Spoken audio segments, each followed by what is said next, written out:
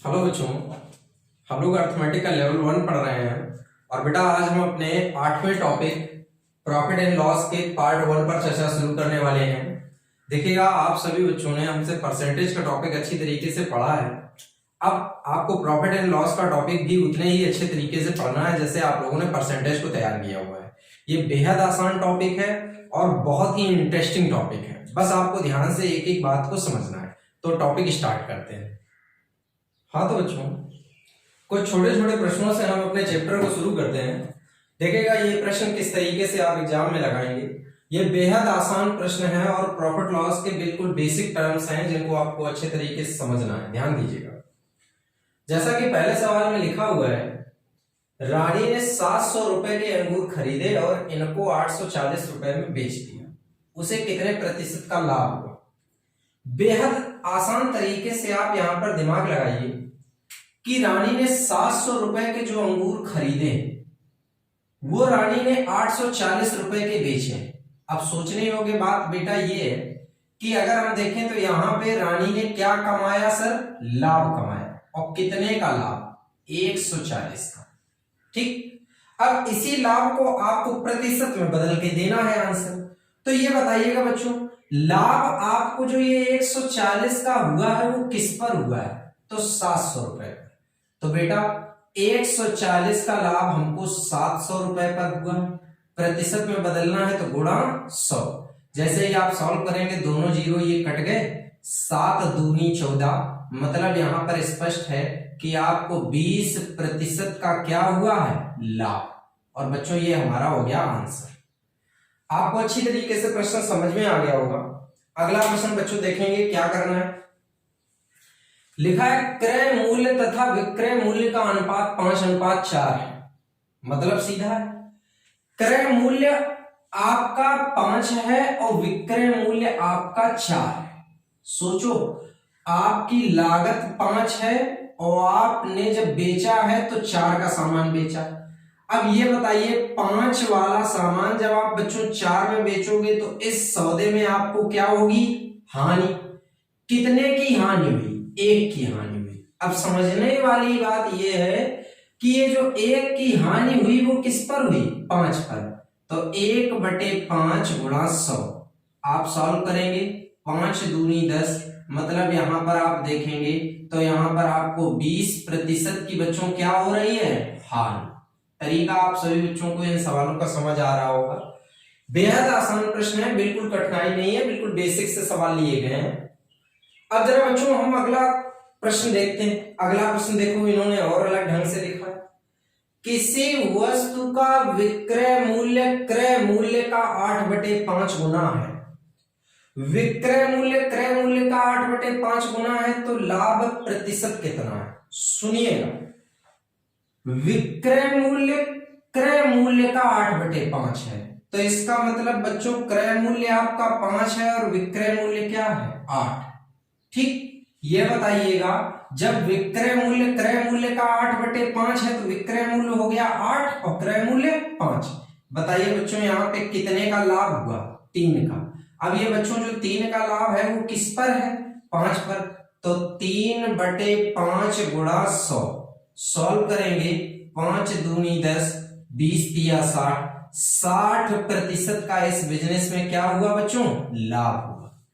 तरीका आपको बेहद आसान तरीके से क्लियर हो रहा होगा। बहुत आसान प्रश्न है। अब जरा अगला प्रश्न देखते हैं, फिर से अलग तरीके से दिया गया है।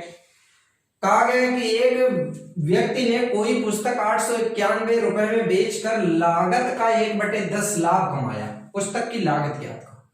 देखो, इस सेंटेंस को हम कैसे समझेंगे? लागत का 1/10 लाभ। लागत का 1/10 लाभ का मतलब बच्चों ये हो रहा है कि आपकी लागत 10 है और आपका लाभ 1 है। बच्चों अगर लागत आपकी 10, लाभ अगर 1 है तो टोटल ये वस्तु आप बेचोगे 11 में। आपके हिसाब से वस्तु 11 में बिकी। आप 11 की वैल्यू यहां पर क्या दे सकते हैं? 891, क्योंकि आपके हिसाब से ये वस्तु 891 रुपए में बेची गई। 11 से सिंप्लीफाई करिएगा, 11 8 88 और 11 एकम 11। मतलब बच्चों 1 की वैल्यू 81 आ गई। हमसे पूछा गया है पुस्तक की लागत। पुस्तक की लागत क्या है? 10। अगर एक की वैल्यू 81 है तो फिर यहाँ पर 10 की वैल्यू आएगी 810 रुपए।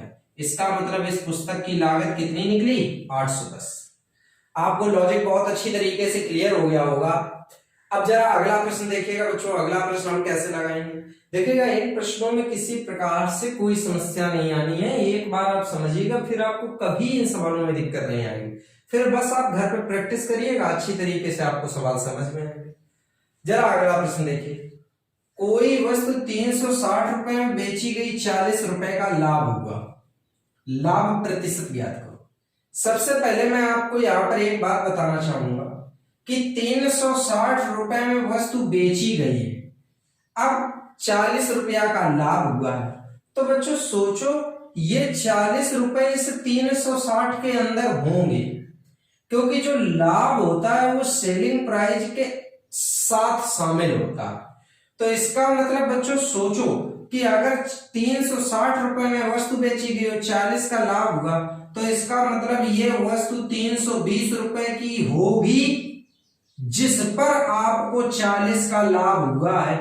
गुणा कर लीजिएगा 100, सॉल्व करिएगा, 4 अट्ठे 32, मतलब 1/8। जब आप यहाँ पर 1/8 को सॉल्व करेंगे तो 1/8 का मान मैंने लिखाया है 12 सही 1/2%। यहाँ पर आपको बेटा 12.5% का क्या होगा? लाभ होगा। लॉजिक आपको क्लियर हो गया होगा। अगला प्रश्न जरा देखिएगा। अगला प्रश्न में कह रहा है कोई वस्तु 400 रुपए में बेचने पर 50 रुपए की हानि हुई। सोचो, 400 रुपए में बेचने पर 50 की हानि हुई। आपने किसी आदमी को 400 रुपए की सौदा दी और मैं आपसे कहूं कि आपको 50 का नुकसान हो गया। इसका मतलब स्पष्ट है कि आपके वस्तु की कीमत 450 होगी, जिस पर आपको 50 का घाटा हुआ होगा। तो 450 वाली चीज पे जब 50 का घाटा होगा तभी तो 400 में बेचोगे। प्रतिशत में बदलने के लिए गुणा क्या होगा? 100।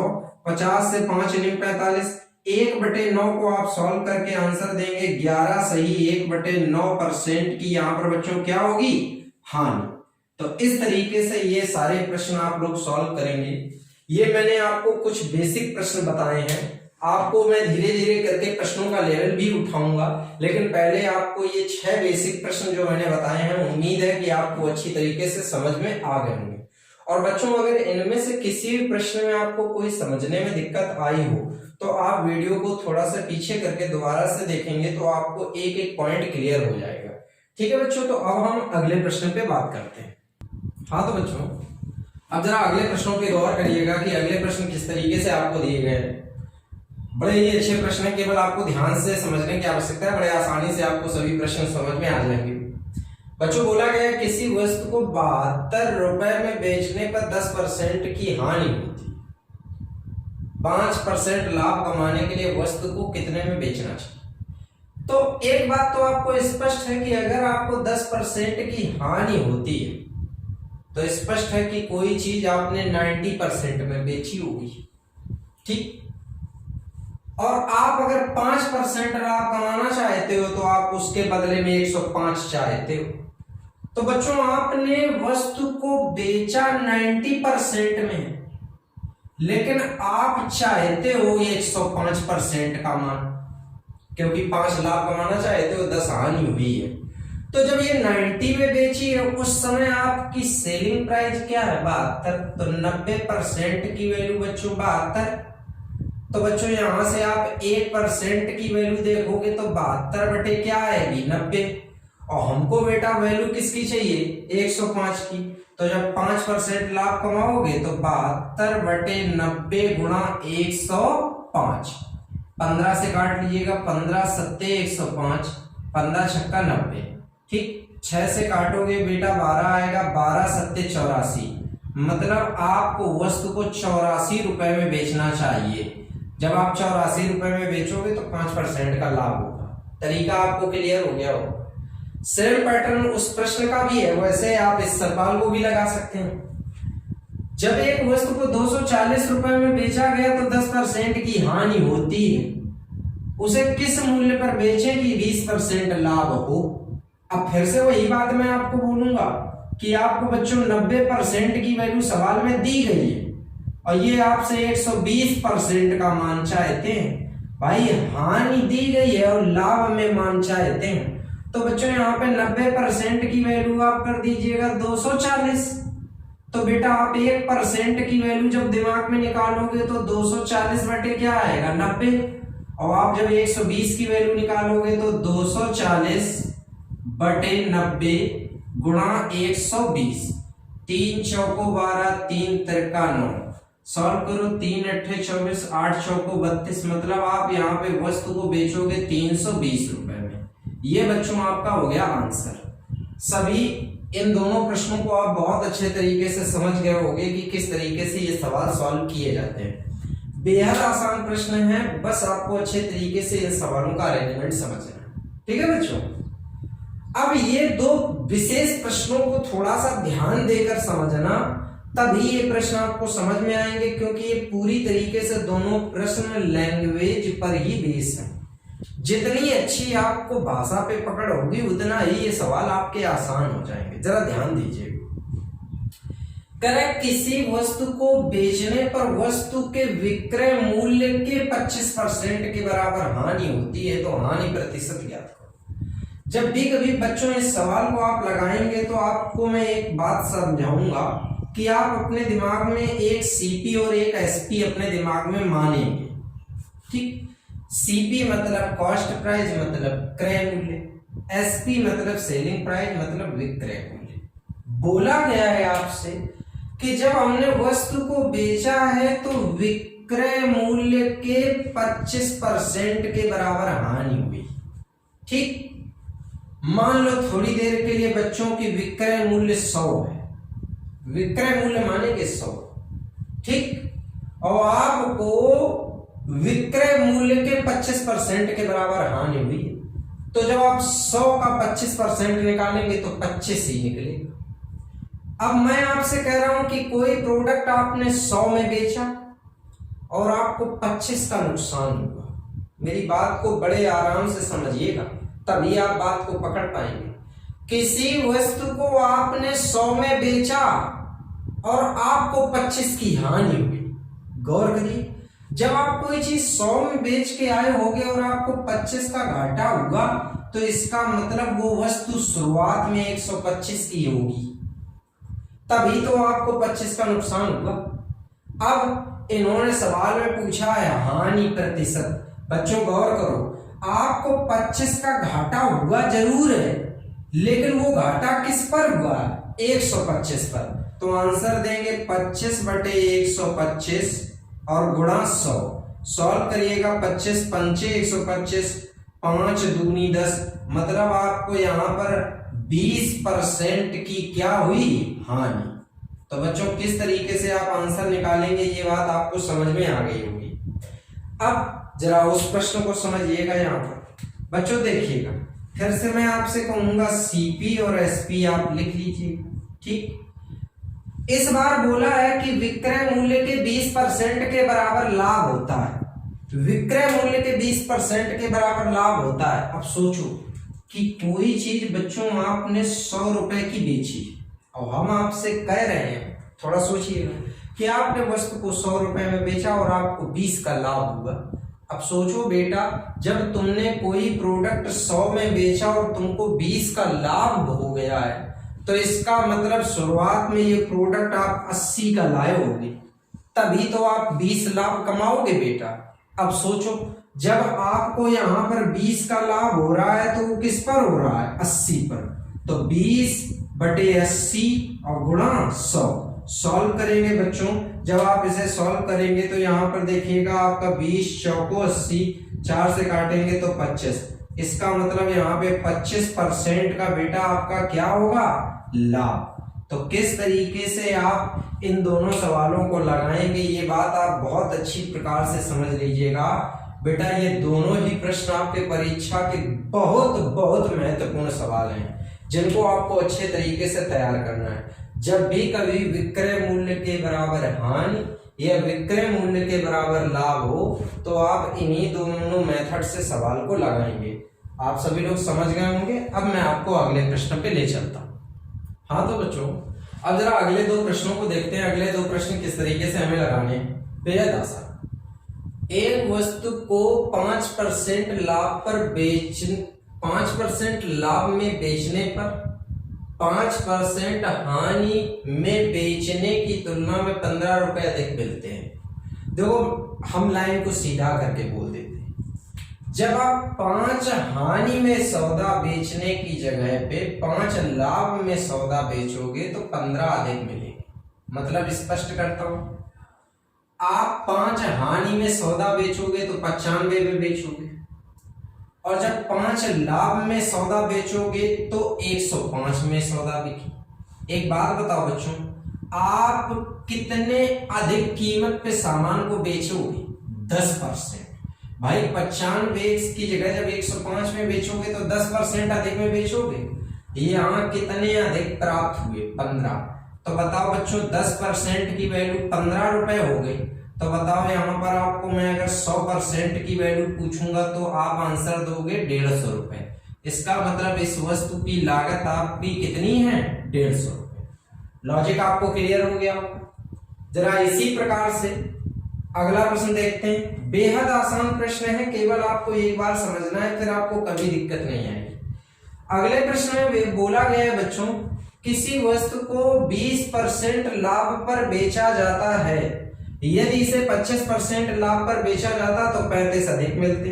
भाई यहाँ पर सोचो, अगर आप वस्तु को 20 लाख पे बेचोगे तो 120% पे बिकेगी सौदा, और जब 25 लाख पे बेचोगे तो 125% पे सौदा बिकेगी। ये बताइए बच्चों, आपको पहले की तुलना में कितने अधिक मिले? तो 5% अधिक मिले। यहाँ पे 5% अधिक मिले, वहां 35 रुपए, तो 5% की वैल्यू 35 रुपए। तो बच्चों 1% की वैल्यू 7 रुपए, तो यहाँ पर 100% की वैल्यू कितनी? 700 रुपए। इसका मतलब यहाँ पर आपकी लागत कितनी होगी? 700 रुपए। और ये बच्चों आपका हो गया आंसर। तो इस तरीके से आप इन दोनों प्रश्नों को सॉल्व करेंगे। अब आपको मैं अगले प्रश्नों के बारे में बताता हूं।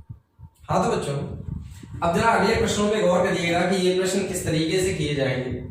फिर से मैं आपको वही बात बोलूंगा कि आप जितनी अच्छी लैंग्वेज पे पकड़ बना के रखेंगे उतना ही आपको सवाल समझने में बहुत आसानी होगी। जरा ध्यान दीजिएगा बच्चों, कहा गया है कि 20 वस्तुओं की खरीद पर 16 वस्तुओं को बेचा गया तो लाभ या हानि प्रतिशत क्या था। देखिएगा कैसे हमें सवाल को समझना है और कैसे हमें लगाना है, जरा गौर करिए।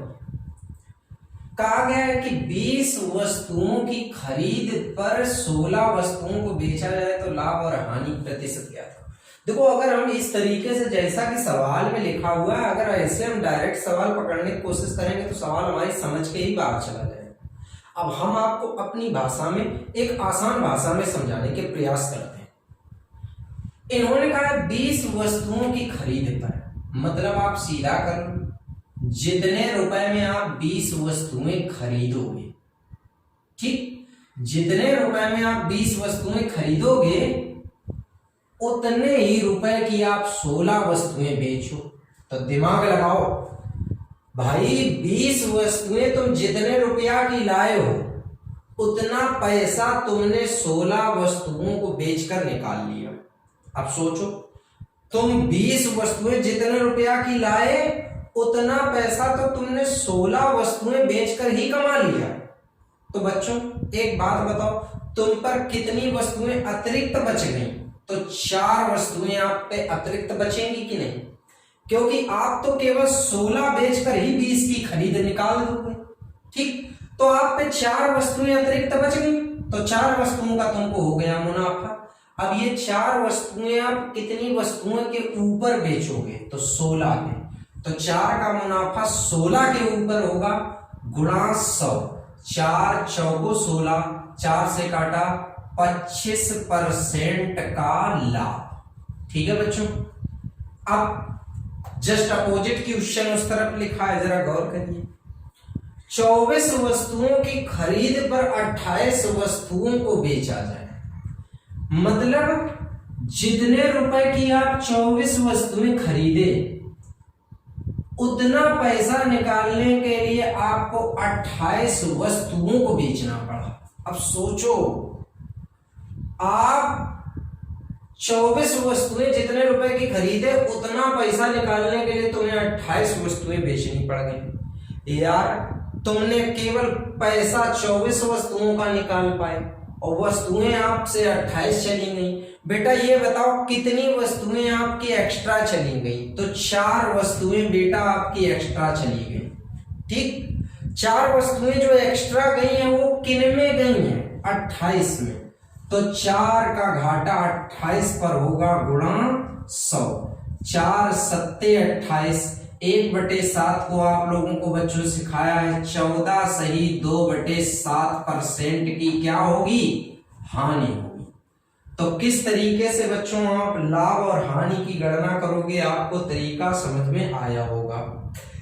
अब उसी ये जो 2 प्रश्न है वही प्रश्न नीचे भी मैंने लिखे हुए, लेकिन अब ये अलग लैंग्वेज में लिखे हुए हैं, तो इनको आप कैसे एग्जाम में लगाओगे? सेम पैटर्न, कोई भी बदलाव नहीं, केवल ध्यान देना। 36 वस्तुओं का विक्रय मूल्य 32 वस्तुओं के क्रय मूल्य के बराबर है। आराम से सोचो, आपने बेटा यहां पर 36 वस्तुएं बेची, ठीक, और 36 वस्तुएं बेचकर आपने 32 वस्तुओं की लागत निकाल पाई।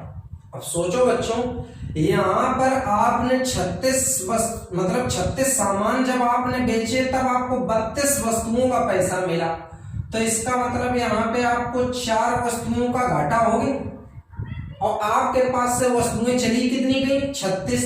तो 4 का घाटा किस पर हुआ? 36 पर, गुणा 100। 4 निमा 36 मतलब 1/9। आंसर आएगा 11 सही 1/9% की बेटा यहाँ पर क्या होगी? हानि होगी। तरीका आपको क्लियर हो गया होगा। अब जरा अगला प्रश्न समझते हैं। यहाँ पर लिखा है 36 वस्तुओं का विक्रय मूल्य 45 वस्तुओं के क्रय मूल्य के बराबर है। इस बार गौर करिए, आपने 36 वस्तुएं बेची और आपने 45 वस्तुओं की लागत वसूल ली। बेटा आपने वस्तुएं तो केवल 36 ही बेची और आपने कितने वस्तुओं की लागत का पैसा निकाला? 45 का। तो इस बार बेटा ये बताइएगा आपको कितनी वस्तुओं का लाभ हो गया? तो 9 वस्तुओं का आपको लाभ हुआ। ये कितनी वस्तुएं बेचकर लाभ हुआ? 36। तो 9 का लाभ 36 पर होगा गुणा 100। सॉल्व करिएगा, 9 चौको 36, 4 से काटेंगे 25। यहाँ पे बेटा 25% का क्या होगा? लाभ। तो बच्चों किस तरीके से ये चारों प्रश्न किए जाएंगे ये आपको बेहद आसान तरीके से समझ में आ गया होगा।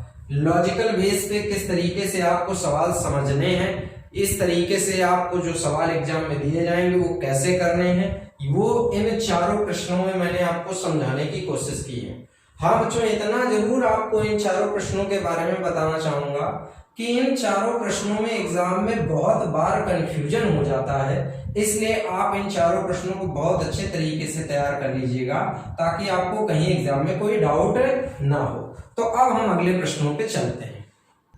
हाँ तो बच्चों, अब जरा अगले 4 प्रश्नों पे नजर डालिएगा कि इन 4 प्रश्नों को किस तरीके से करना है। देखो बच्चों, अगर हम आपको इन चारों प्रश्नों को बेसिक मेथड से बताएंगे तो आपको इनके बेसिक मेथड हो सकता है कि समझ में भी ना आए, या समझ में भी आए तो आप एग्जाम में उनको अप्लाई ना कर पाए। तो मैं आपको इनको डायरेक्ट ट्रिक से बताता हूं ताकि आप इन सवालों को अच्छी तरीके से समझ भी पाएं और एग्जाम में कर भी पाएं। केवल धैर्यपूर्वक आपको समझना है। देखिएगा, जो ऊपर वाले दोनों प्रश्न मैंने लिखे हुए हैं, ये दोनों ही प्रश्न बहुत ज्यादा महत्वपूर्ण है। अच्छा, ऐसा नहीं है कि ये दोनों प्रश्न महत्वपूर्ण नहीं है, लेकिन जो अभी तक के एग्जाम का रिजल्ट देखते हुए मैं कह रहा हूं कि सबसे ज्यादा ये दोनों टाइप के प्रश्न ज्यादा एग्जाम में पूछे जाते हैं। इन दोनों टाइप के प्रश्नों के आने के चांस कम रहते हैं और ये कम पूछे भी गए। अब देखिए कैसे आप इन सवालों को एग्जाम में लगाएंगे। देखो, एक तरफ मैंने लाभ की स्थिति दी है और एक तरफ हानि की स्थिति दी है। तो देखो आपको करना क्या है। जैसे कहा गया कि 24 वस्तुएं बेचने पर 4 वस्तुओं के विक्रय मूल्य के बराबर लाभ होता है, तो लाभ प्रतिशत ज्ञात। तो जब भी कभी बच्चों आपको विक्रय मूल्य के बराबर लाभ बोले, विक्रय मूल्य के बराबर लाभ बोले और लाभ प्रतिशत पूछे, तो देखो कैसे आप सवाल को लगाएंगे। आप तुरंत इस 4 को लिखेंगे और 24 में 4 को घटा लीजिएगा, आएगा 20। तो बेटा 4 का लाभ 20 पर होगा। फिर से सुनो, सबसे पहले जो आपका जितना लाभ हुआ 4 वस्तुओं के विक्रय मूल्य के बराबर लाभ होता है, तो वो तो 4 लिखना है, लेकिन जो बटे में आएगा वो इन दोनों का अंतर आएगा। तो 24 और 4 का अंतर क्या आया, 20 गुणा 100। देखो बच्चों, जैसे ही आप काटोगे तो 20 पंचे 100, 5 चौको 20, 20% का बेटा यहां पर क्या होगा, लाभ। अब आप हानि वाली स्थिति समझिएगा कि हानि वाली स्थिति का सवाल आप कैसे एग्जाम में लगाएंगे। इन्होंने कहा 45 वस्तुएं बेचने पर 9 वस्तुओं के विक्रय मूल्य के बराबर हानि होती है। फिर से देखिएगा, विक्रय मूल्य के बराबर हानि होती है। अब जब विक्रय मूल्य के बराबर हानि हो तो कितने वस्तुओं के विक्रय मूल्य के बराबर बच्चों हानि है, 9। पहले तो 9 लिखेंगे, फिर आप 45 और 9 को जोड़ लीजिएगा 54, बटे में 54 और गुणा 100, तो 9 छक्का 54। जैसे ही आप 1/6 करेंगे तो आंसर आएगा 16 सही 2/3% की क्या होगी, हानि। तो किस तरीके से आप विक्रय मूल्य का लाभ और विक्रय मूल्य की हानि वाली स्थिति में अगर सवाल आपको दिए जाएंगे तो कैसे लगाना है, ये आपको समझ आ गया होगा। बस इतना याद रखना, लाभ की कंडीशन में घटा के बटे में लिखोगे और हानि की कंडीशन में जोड़कर बटे में लिखोगे। इस तरीके से आप इन दोनों सवालों को सॉल्व करोगे। अब देखिएगा, जो अगले 2 प्रश्न लिखे हैं वो मैंने लिखे हैं, देखो क्रय मूल्य के बराबर लाभ, क्रय मूल्य के बराबर हानि। ठीक, यहाँ पे हानि का प्रश्न कर देता हूं। 13 वस्तुओं के क्रय मूल्य के बराबर हानि होती है। ठीक, तो हानि प्रतिशत ज्ञात करो। दोनों आपको समझ आएंगे। देखिएगा बच्चों, तो किस तरीके से यहां पर आप लगाएंगे जरा गौर करिए। यहां पर कुछ करना ही नहीं है, जैसा सवाल दिया जाए वैसा ही आपको सॉल्व कर देना है। इसमें ना जोड़ना, ना घटाना, ना कोई परिवर्तन। 8 पुस्तकों के क्रय मूल्य के बराबर लाभ है और 24 पुस्तकों को बेचा है, तो 8/24 और गुणा में 100। सॉल्व कर दीजिएगा, 8 त्रिका 24, 1/3 जो आएगा बच्चों उसको आप लोग क्या लिखते हैं, 33 सही 1/3%। तो यहाँ पर बच्चों 33 सही 1/3% का लाभ हो गया। अब जरा अगला प्रश्न देखिएगा, 52 वस्तुओं को बेचने पर 13 वस्तुओं के क्रय मूल्य के बराबर हानि होती है। ठीक, 13 वस्तुओं के क्रय मूल्य के बराबर हानि होती, कुछ नहीं परिवर्तन करना, सीधे 13/52 और गुणा 100। सॉल्व कर देंगे, 13 चौको 52, तो 4 से काटेंगे तो ये आएगा 25। यहां पर बच्चों 25% का क्या होगा, लाभ। तो किस तरीके से आपको इन सवालों को लगाना है, ये हानि होगी यहाँ पर। तो किस तरीके से बच्चों आप इन सवालों को लगाएंगे, ये बात आपको अच्छी तरीके से समझ में आ गई होगी। मैं फिर से रिपीट करना चाहूंगा कि जब विक्रय मूल्य के बराबर लाभ या विक्रय मूल्य के बराबर हानि की बात करें तो लाभ वाली कंडीशन में बच्चों आप घटा के लिखेंगे, हानि वाली कंडीशन में जोड़कर लिखेंगे। और जब क्रय मूल्य के बराबर लाभ और हानि की बात कभी भी आपको पेपर में करे तो किसी भी प्रकार से आपको परिवर्तन किए बगैर सीधा लाभ और हानि निकाल देनी। उम्मीद करता हूं कि इस वीडियो में मैंने आपको जितने भी प्रश्न बच्चों समझाए होंगे वो आपको अच्छी तरीके से समझ में आ गए होंगे। लेकिन बेटा अगर फिर भी किसी भी प्रश्न में आपको दिक्कत आई हो तो मैं आपसे कहूंगा कि आप वीडियो को पीछे करके या दोबारा से प्ले करके देखें ताकि आपको एक एक पॉइंट क्लियर हो जाए। मैं चाहता हूं कि प्रॉफिट लॉस का चैप्टर आपका बहुत अच्छे तरीके से तैयार हो जाए ताकि आपको एग्जाम में स्कोर करने में सहायता मिले। आप सभी लोगों को पता है कि प्रॉफिट लॉस का टॉपिक एक ऐसा टॉपिक होता है जो अक्सर बच्चे हमेशा ये कहते रहते हैं कि सर हमको या तो कंफ्यूजन बहुत है या हम पढ़ते हैं तो बार बार भूल जाते हैं। तो भूल जाने का कारण सिर्फ बेटा इतना ही है कि आप टॉपिक पढ़ते तो हैं लेकिन पढ़ने के साथ साथ उसको तैयार नहीं करते हैं। बस यही चीज हमारे अंदर कमी है। तो हमें बस इस वीडियो क्लास में यही बात का एक ख्याल रखना है कि जितना भी पढ़ेंगे उसको तैयार करेंगे। जो भी मैं आपको लेवल 1 में थोड़ा पढ़ा रहा हूं उसको आप पूरी तरीके से तैयार करते जाएंगे, कहीं कोई डाउट नहीं छोड़ेंगे। देखो बेटा, तैयारी चाहे छोटी ही हो लेकिन अगर पूरी है तो वो आपके काम आएगी।